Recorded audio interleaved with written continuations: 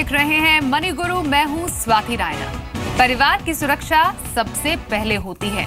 इस भागदौड़ भरी जिंदगी में जीवन का कुछ भरोसा नहीं, तो ये जरूरी हो जाता है कि हम अपने परिवार को भविष्य की अनहोनियों से सुरक्षित रखने का इंतजाम करके रखें।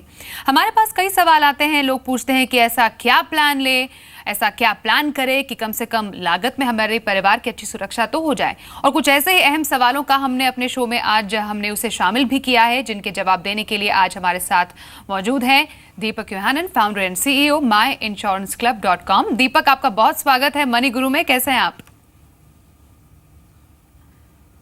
Thank you. अच्छा दीपक, आज हम इंश्योरेंस को एक ब्रॉडर वे में समझने की कोशिश करेंगे। दर्शकों ने काफ़ी सवाल हमें भेजे हैं, जिनके जरिए हम इंश्योरेंस की बारीकियां आपसे जानना चाहेंगे। इंश्योरेंस को लेकर इनफैक्ट कई सवाल हमारे पास आते रहते हैं। कुछ ऐसे ही सवाल हमारे पास आज भी आए हैं। गाजियाबाद से सौरभ पटेल टर्म प्लान के बारे में जानना चाहते हैं। जब भी पोर्टफोलियो प्लानिंग की बात होती है, सबसे पहले जो फाइनेंशियल एडवाइजर्स होते हैं वो कहते हैं कि आप शुरुआत इंश्योरेंस से कीजिए, और इंश्योरेंस में भी टर्म प्लान को बहुत ज़्यादा अहमियत दी जाती है। सौरभ पांडे अपने बारे में बताते हैं कि 32 साल इनकी उम्र है। 30 साल के लिए 50 लाख का टर्म इंश्योरेंस प्लान इन्होंने लिया है। टर्म प्लान इनकी सालाना कमाई का 10 गुना है। तो इंश्योरेंस कवर अगर इन्हें बढ़ाना है तो उसका क्या पैमाना है? क्या बीमा कंपनी और टर्म पीरियड को भी बदला जा सकता है? अब ऑलरेडी अगर इन्होंने एक टर्म प्लान ले रखा है, क्या उसी टर्म प्लान को ये बढ़ा सकते हैं, उसकी राशि को बढ़ा सकते हैं, या फिर एक नया टर्म प्लान ले, ये इनके लिए एडवाइजेबल है? तो एक तो आपने जैसे कहा कि टर्म इंश्योरेंस बहुत ही जरूरी है, और अच्छी बात है कि इन्होंने लेके रखा है, और 10 टाइम्स मेरे हिसाब से थोड़ा कम है, तो इनको बढ़ाना चाहिए, और शायद यही कोशिश कर रहे हैं, और इसीलिए ये सवाल इनके दिमाग में आ रहे हैं। तो जो इंश्योरेंस कंपनी से इन्होंने टर्म प्लान लिया है उसका कवर आप बढ़ा नहीं सकते, और ना ही आप उसका टर्म को चेंज कर सकते हैं। और मेरे हिसाब से 32 साल के हैं और 30 साल तक का लिया है, मतलब 62 तक का इनका कवर है। वो मेरे हिसाब से करेक्ट है, तो उससे ज़्यादा लेने की ज़रूरत नहीं है। काफ़ी लोग हैं जो 75 साल तक 80 साल तक टर्म इंश्योरेंस लेते हैं, उसकी ज़रूरत नहीं है। ये एक इनकम रिप्लेसमेंट प्रोडक्ट है। आपको अगर कुछ हो जाता है तो आपको आपके फैमिली को एक पैकेज मिलना चाहिए, एक अच्छा अमाउंट मिलना चाहिए। तो आपका इनकम तभी रहता है जब आप काम करते हो, और 62 पे अजम्पशन है कि आप रिटायर कर जाओगे और आप इनकम नहीं जनरेट करोगे। तो 65 तक मैक्सिमम, उसके बाद आपको लेने की ज़रूरत नहीं है। और रहा सवाल नए प्लान का, तो एग्जिस्टिंग इंश्योरेंस से आप एक प्लान ले सकते हैं, मगर सेम प्लान को एक्सटेंड नहीं कर सकते।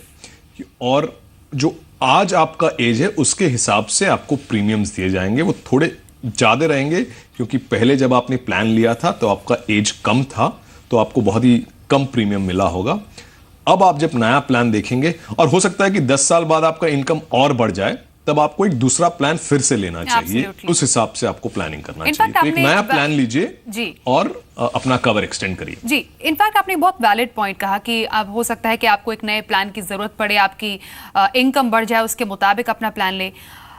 कैसे तय करें कि रकम कितनी जरूरत होगी? क्योंकि अगर 30 साल का हमने टारगेट रखा है इनके केस में, क्योंकि वैल्यू भी तो डेप्रिशिएट होगी। अब 1 करोड़ की रकम 30 साल के बाद उतनी नहीं होगी जितना वैल्यू इसका आज का है। तो ये ऐसे मामलों में ये कैसे तय किया जाता है कि कितने का टर्म प्लान 30 साल के बाद हमारे लिए बेटर होगा? जनरली थंब रूल यही है कि आप 15 to 20 टाइम्स अपना एनुअल इनकम का एक मल्टीप्लायर रखें और उसके हिसाब से प्लान लें। अब ये बताना बहुत मुश्किल है कि 30 साल बाद आपका इनकम क्या रहेगा, तो आज जो आपका इनकम है उसको आप 15 या 20 से मल्टीप्लाई करिए और एक टर्म प्लान लीजिए।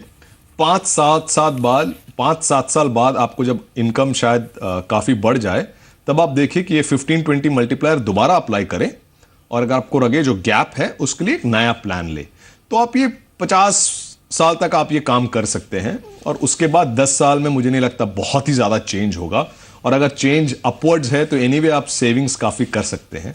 तो 50 साल तक आप अपना रिव्यू करें और अपना कवर बढ़ाएं। ऑलराइट, टर्म प्लान के बाद हमारे पास सवाल आया है एंडाउमेंट पॉलिसी को लेकर। सवाल है गुड़गांव से शीतल का। शीतल जी हमसे जानना चाह रही हैं, इन्होंने इनफैक्ट सवाल जो हमें भेजा है, पति के पास इनके एक इंडाउमेंट पॉलिसी है और पॉलिसी का सालाना प्रीमियम जो है वो 24,500 रुपए है। कवर है लगभग 6.1 लाख का। पॉलिसी के लिए 2004 से वो प्रीमियम भर रहे हैं, तो अब तक 12 साल इन्हें हो गए हैं प्रीमियम भरते हुए। लेकिन अब इनके मन में सवाल आ रहा है कि क्या इन्हें वाकई ये पॉलिसी जारी रखनी चाहिए, क्योंकि हर महीने 25,000 की SIP भी ये करते हैं। क्या स्ट्रैटेजी में किसी बदलाव करने की जरूरत है? 12 साल के बाद अगर किसी के मन में ये सवाल आता है कि क्या मुझे इस पर्टिकुलर पॉलिसी में के प्रीमियम भरने चाहिए, तो आपको लगता है कि ये इस 12 साल के बाद ये सवाल वाजिब हो जाता है, और क्या वे आउट होना चाहिए इसके लिए? प्रॉब्लम यही है कि 12 साल हो चुका है। अगर 12 साल नहीं होते, 1, 2, 3 साल होता तो मैं इमीडिएटली बोल देता कि बंद करिए, क्योंकि आप 25,000 का प्रीमियम दे रहे हैं 24.5, और आपको कवर सिर्फ 6 लाख का है। तो अभी इनके हिसाब से अगर इनके लिए देखा जाए तो इन्होंने 12 साल के लिए दिया है, तो लगभग 3 लाख का प्रीमियम दिया और कवर सिर्फ 6 लाख का है। तो ये पॉलिसी कुछ खास बेनिफिशियल नहीं है, ना ही कवर देगा आपको और ना ही आपको कोई ग्रेट रिटर्न्स है। बट प्रॉब्लम ये है कि अब इन्होंने ऑलमोस्ट 2 लाख का प्रीमियम भरा है। अगर आप अभी स्टॉप करते हैं तो इनको काफी नुकसान हो जाएगा, क्योंकि जितने प्रीमियम्स दिए हैं उसके 1/3 से कम पैसे इनको वापस मिलेंगे। तो अब डिसाइड करना थोड़ा मुश्किल है कि कितना टर्म बचा है। तो मेरा यही सुझाव रहेगा कि अगर आप ये कंफर्टेबली दे सकते हो और ये 25,000 या 24,500 आपके लिए कोई स्ट्रेसफुल नहीं है तो कंटिन्यू करें, और अगर बहुत ही स्ट्रेस्ड आउट हैं तो ये बंद कर लें। जो नुकसान होता है होने दें, क्योंकि इसमें से आपको कोई फिनोमिनल रिटर्न्स नहीं मिलने वाले। और जो SIP कर रहे हैं वो बहुत ही अच्छा स्ट्रैटेजी है। वो अगर 10-15 साल चलाएं 25,000 का, तो बहुत ही एक अच्छा रकम इनको रिटर्न्स के तौर पे मिल सकता है। तो स्ट्रैटेजी चेंज करने की जरूरत नहीं है, म्यूचुअल फंड को कंटिन्यू करें। इंश्योरेंस का एक कॉल लें कि स्ट्रेस्ड आउट है, ये प्रीमियम भरने में बहुत मुश्किल हो रहा है, तो बंद कर दें। और काफी नुकसान होगा, क्योंकि जो प्रीमियम्स भर चुके हैं उसका बहुत ही कम वापस मिलेगा, मगर वो टफ कॉल आपको लेना ही पड़ेगा। क्योंकि शीतल का जो ये सवाल है, ऐसे कई दर्शकों का सवाल भी होगा, इसलिए कहा जाता है कि कोई भी पॉलिसी लेने से पहले कंपेयर करना जरूरी है, जानना जरूरी है, या कोई जानकार की मदद लेकर अगर पॉलिसी ले वो बेटर होता है।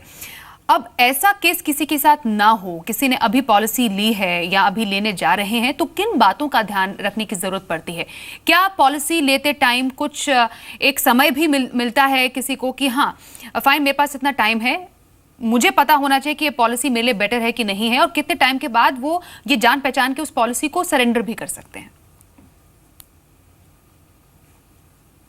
तो मेरे हिसाब से ये कॉल लेने का, पॉलिसी खरीदने के पहले आपको ले लेना चाहिए, क्योंकि खरीदने के बाद आपके पास सिर्फ 30 दिन का टाइम रहता है डिसाइड करने के लिए। बट खरीदने के पहले आपके बहुत टाइम है, आप कभी भी खरीद सकते हैं, 1 महीना बाद, 2 महीने बाद, 6 महीने बाद। तो अपना रिसर्च करें। और ग्राउंड रूल यही है, आप अगर बहुत ज्यादा रिटर्न्स एक्सपेक्ट करते हैं तो ट्रेडिशनल प्लान्स की तरफ ना जाएं। एंडाउमेंट प्लान है, मनी बैक है, वो प्लान्स आपको ज्यादा रिटर्न्स नहीं देते हैं, वो लगभग 4 to 6% के ही बीच में देते हैं, जो इन्फ्लेशन से भी कम है। तो अगर रिटर्न्स एक्सपेक्ट कर रहे हैं तो ट्रेडिशनल प्लान्स की तरफ नहीं जाएं। और अगर आपको हायर रिटर्न्स चाहिए तो यूलिप्स की तरफ जाएं, क्योंकि आज यूलिप्स में ऐसे काफी प्लान्स हैं जो charges comparable to mutual funds हैं।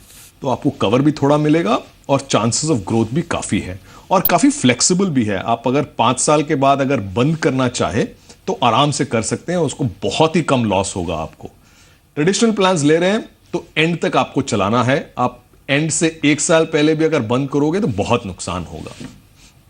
एब्सोल्युटली। और शीतल से जुड़ा हुआ जिन दर्शकों का ऐसा सवाल है, ध्यान में रखिए कि पॉलिसी लेने से पहले समझे तो 30 दिन का एक फ्री लुक पीरियड होता है, उसमें आप अच्छी तरह से समझ सकते हैं, अपने हिसाब से जान सकते हैं कि किस तरीके से आपके लिए पॉलिसी आपके लिए बेनिफिशियल रह सकती है। पॉलिसी एक बार ले ली, उसके बाद अगर आप डिसाइड करेंगे तो नुकसान तो डेफिनेटली यहाँ पर हो सकता है। अगला सवाल लेते हैं। हमारे पास हरीश का सवाल आया है नोएडा से। ये अपने बेटी और परिवार के लिए एक पॉलिसी लेना चाह रहे हैं। बेटी इनकी छोटी है, 4 साल की उसकी उम्र है। कौन से इंश्योरेंस पॉलिसी बेटी के लिए ले, ये जानना चाहते हैं। इनफैक्ट ये पूरे इंश्योरेंस के बारे में एज अ होल दीपक जानना चाहते हैं। Term plan, health insurance, child insurance पर इन्हें जानकारी चाहिए। और उनके बाद इनका परिवार सुरक्षित रहे, उसके लिए इनके लिए कौन सी पॉलिसी बेटर रहेगी? तो इंश्योरेंस हो सकता है, हम कह सकते हैं कि 34 साल की उम्र में ये रिलेटिवली न्यू है इंश्योरेंस के लिए, तो शायद इनकी उम्र के लिए एक फर्स्ट स्टेप अगर किसी को लेना है इंश्योरेंस में, तो किस तरह शुरुआत करें और एक एज अ फैमिली इन्हें कौन सी पॉलिसी लेनी चाहिए? तो पहला इंश्योरेंस प्लान हमेशा टर्म इंश्योरेंस होना चाहिए। तो एक अच्छा term insurance 15 to 20 times annual income के हिसाब से अभी ऑनलाइन प्लान्स हैं, काफ़ी सस्ते पड़ते हैं और बहुत सारे ब्रांड्स, अच्छे अच्छे ब्रांड्स के साथ कंपेयर करें। काफ़ी साइट्स हैं जिसमें आप जाके कंपेयर कर सकते हैं और वहाँ से एक टर्म इंश्योरेंस प्लान पहला ले लें। यही है कि आप पहले अपने फैमिली को कंप्लीटली कवर कर चुके हैं एक अच्छा खासा अमाउंट से, क्योंकि टर्म इंश्योरेंस ये कवर आपको देता है कि अगर आपको कुछ हो जाए तो फैमिली के पास ये 1 करोड़ या जितना भी अमाउंट आता है वो मिल जाए। अगर वो आप हटा दो तो आपको बहुत ही ज़्यादा पीस ऑफ माइंड मिलेगा। उसके बाद आप देखिए कि आप एक हेल्थ इंश्योरेंस प्लान लीजिए जो 3 से 5 लाख के बीच में लीजिए और सारा फैमिली को कवर करिए। तो आपको अगर कोई सडन एक्सपेंडिचर आ जाए जो आप प्लान नहीं कर रहे हो, तो वो हेल्थ इंश्योरेंस प्लान आपको वो एक्सपेंसेस के लिए मदद कर देगा। क्योंकि आप अभी प्लान नहीं कर सकते कि आप कब बीमार पड़ोगे। अभी बहुत हेल्दी है और कॉन्फिडेंट है कि मुझे कुछ नहीं होगा, बट कुछ भी हो सकता है, कोई भी एक हेल्थ डिजीज आ सकता है जिसके कारण आपके एक्सपेंसेस और फाइनेंशियल्स को काफ़ी स्ट्रेस हो सकता है। 1.5 लाख, 2 लाख, 3 लाख पॉकेट से निकाल के देना थोड़ा मुश्किल पड़ सकता है। तो एक हेल्थ प्लान लीजिए 8,000 से लेकर 10,000 के बीच में, इनको एक 5 लाख का कवर मिल सकता है, ये 3 फैमिली मेंबर्स के लिए। इसके बाद इन्वेस्टमेंट प्लान्स की तरफ देखें तो इन्वेस्टमेंट प्लान में आप एक तो पीपीएफ कर सकते हैं, कोई ज़रूरी नहीं है कि सिर्फ इंश्योरेंस से ही करना है। एक पीपीएफ कर सकते हैं, लॉन्ग टर्म है, आप लॉक्ड इन हो, थोड़ा रिटायरमेंट की बेनिफिट भी हो सकता है, आप तब तक खींच सकते हैं। उसके बाद आप म्यूचुअल फंड्स देख सकते हैं जिसमें आपको लॉन्ग टर्म तक आप अगर छोटा भी अमाउंट हर महीने रखें एसआईपी के थ्रू, अगर 15-20 साल आप चलाते हो तो बहुत ही अच्छा एक पोर्टफोलियो बन जाएगा और वो आप रिटायरमेंट के लिए भी यूज़ कर सकते हैं। बेटी के कोई भी रिक्वायरमेंट आ सकती हैं कि पढ़ाई के लिए करना है या शादी के खर्चे, तो उसके लिए यूज़ कर सकते हैं। और उसके बाद अगर आप चाहें तो म्यूचुअल फंड्स हैं, यूलिप्स हैं, आप किसी को भी देख सकते हैं जो काफ़ी फ्लेक्सिबल भी हैं और अच्छे रिटर्न्स देते हैं। दीपक, क्योंकि इन्होंने सवाल अपनी बेटी के लिए भी पूछा है और काफ़ी सारे इंश्योरेंस के ऑप्शंस के बारे में जानना चाह रहे थे। एक टर्म प्लान, एक हेल्थ इंश्योरेंस है, के साथ साथ चाइल्ड इंश्योरेंस पॉलिसी भी पोर्टफोलियो में होना ज़रूरी है कि आप एक अपने लिए चूज कर सकते हैं कि हाँ, मैं टर्म प्लान या तो रखूं या फिर एक चाइल्ड इंश्योरेंस पॉलिसी रखूं। तो मेरे हिसाब से टर्म प्लान मस्ट है, बाकी इंश्योरेंस प्लान आप ले ना लें, टर्म इंश्योरेंस प्लान लेना बहुत ही जरूरी है। उसके बाद इन्वेस्टमेंट प्लान्स की तरफ आप देख सकते हैं, एडवांटेज ये है कि आपको टैक्स बेनिफिट्स मिलते हैं प्रीमियम पर भी और मैच्योरिटी पर भी। तो एक अच्छा इन्वेस्टमेंट प्लान आप ले सकते हैं, but term insurance definitely first insurance plan. Alright, अगला सवाल लेते हैं दिल्ली से अमित कुमार का। ये कह रहे हैं अपने बारे में कि इनकी उम्र 37 साल है, पत्नी बच्चे के लिए एक फैमिली फ्लोटर प्लान इन्होंने लिया है। अब कौन सी इंश्योरेंस कंपनी पोर्टेबिलिटी की सुविधाएं देती हैं?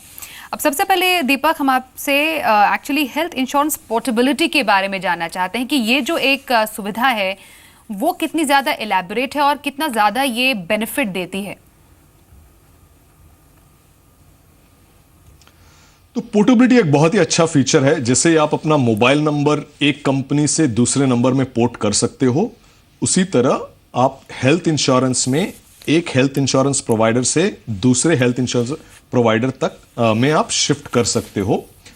और एक बड़ा एडवांटेज ये है कि मान लीजिए आपने 2 साल या 3 साल एक इंश्योरेंस कंपनी के साथ चलाया और आपने क्लेम्स नहीं किया, या अगर किया भी हो, अगर कुछ प्री एग्जिस्टिंग डिजीजेस थे, तो वो बेनिफिट्स आप कैरी कर सकते हो नए इंश्योरेंस कंपनी की। मान लीजिए एक कंपनी में 3 साल का प्री एग्जिस्टिंग कवर का, प्री एग्जिस्टिंग डिजीजेस का क्राइटेरिया है और आपने इसमें 4 साल बिता दिया। अगर पोर्टेबिलिटी नहीं होता है और आप नया इंश्योरेंस प्लान लेते हो तो उस कंपनी में फिर से आपको 3 या 4 साल गुजारना पड़ेगा, तब जाके प्री एग्जिस्टिंग डिजीजेस कवर होते हैं। मगर आप पोर्ट जब करते हैं तो क्योंकि आपने यहां 4 साल बिताया है, इसीलिए आपको यहां immediate cover for pre existing diseases मिलता है। अब ध्यान में रखने की चीजें, एक तो आप 45 डेज बिफोर रिन्यूअल आपको पोर्टेबिलिटी का प्रोसेस शुरू करना पड़ेगा और दूसरे इंश्योरेंस कंपनी को बताना पड़ेगा 45 डेज बिफोर रिन्यूअल। ऑलराइट। और इतना ध्यान रखिए कि कोई जरूरी नहीं है कि दूसरा इंश्योरेंस कंपनी आपका कवर को ले ले। ऑलराइट। दीपक, क्या जब पोर्ट करते हैं तो क्या इससे प्रीमियम पर भी फर्क पड़ता है कि प्रीमियम जो दूसरी कंपनी होगी वो आपसे ज्यादा चार्ज करेगी? तो ज्यादा भी हो सकता है और कम भी हो सकता है। दूसरे इंश्योरेंस कंपनी पर डिपेंड करता है कि उनके प्लान के फीचर्स क्या हैं और बेनिफिट्स क्या हैं। तो आपका पुराना प्लान के प्रीमियम की कोई लिंकेज नहीं है। नया में आप जब शिफ्ट करते हो तो हो सकता है कि उनके प्रीमियम ज्यादा हैं क्योंकि फीचर्स भी ज्यादा हैं, और अगर अग्रेसिवली प्राइस है तो हो सकता है कि आपका प्रीमियम कम भी हो जाए। इनफैक्ट ना, कमिंग बैक टू, आपने एक पॉइंट बोला था कि हो सकता है कि जो नई कंपनी है वो आपको एक्चुअली एनरोल करे ही ना। तो कौन से ऐसे रीजंस होते हैं कि जो न्यू कंपनी है जहां पर आप पोर्ट करना चाहते हैं वो आपको मना कर दे? तो टिपिकल रीजन यही है कि आपने वहां बहुत क्लेम किया है और एक मेजर इलनेस है और आप करंट कंपनी से खुश नहीं हो क्योंकि वो आपको सर्विस नहीं कर रहा है। अब आप जब शिफ्ट करना चाहते हो तो नई इंश्योरेंस कंपनी एक नोन रिस्क को ले रहे हैं कि उनको पता है कि ये ट्रीटमेंट आप रेगुलरली करवा रहे हो, तब वो कंपनी आपको एक्सेप्ट नहीं करते। मगर आप अगर गुड हेल्थ में हो तो पोर्टेबिलिटी में कोई इश्यू नहीं आता।